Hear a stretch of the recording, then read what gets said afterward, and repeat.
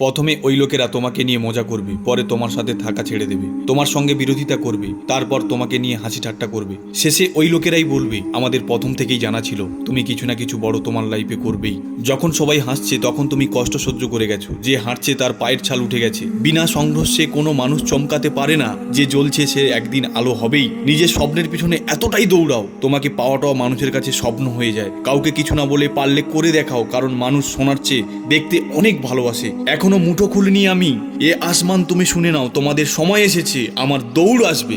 লোকের নিন্দা দেখে কখনো নিজের রাস্তা বদলিও না, কারণ সফলতা লজ্জা থেকে নয়, শুধু তোমার সাহসের জন্য মেলে। কেউ তোমার সাথে নেই তো মন খারাপ করো না, কারণ এই দুনিয়ায় তোমার শক্তির থেকে বড় সঙ্গী কেউ হবে না। পেরিয়ে যাবে এই মন খারাপ, অপেক্ষা তো কর, খুশি থাকে না বেশি দিন, তাহলে দুঃখকে দেখে কিসের ভয়। জীবনে এমন মাইল ফলকে পৌঁছাও যেখানে মানুষ তোমাকে মানুষ হিসাবে নয়, গুগলে সার্চ করে। জীবন একবারই মেলে একথা মিথ্যে, কারণ জীবন প্রত্যেক দিনই মেলে, শুধু মৃত্যু একবারই মেলে। অর্ধেক পৃথিবী এই জন্যই দুঃখী, কারণ নিজের থেকে অপরকে নিয়ে পঞ্চায়েতি করে বেশি মজা পেয়ে থাকে। এই জন্যই কারোর ভালো সময় দেখে ছটফট করো না, ভগবান তোমাকেও ভালো সময় দেবে, চিন্তা করো না।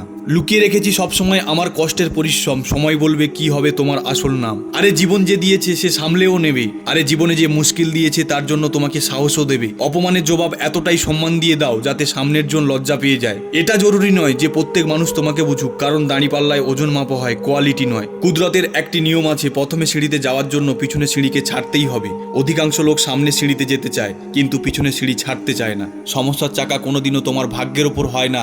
উইনিয়ার কেউ নয়, কিন্তু লুজার সে হয় যে হারার পরও হার মানতে না চায়। কখনো না হারার অভ্যাসই তোমাকে একদিন জেতার কারণ বানিয়ে দেবে।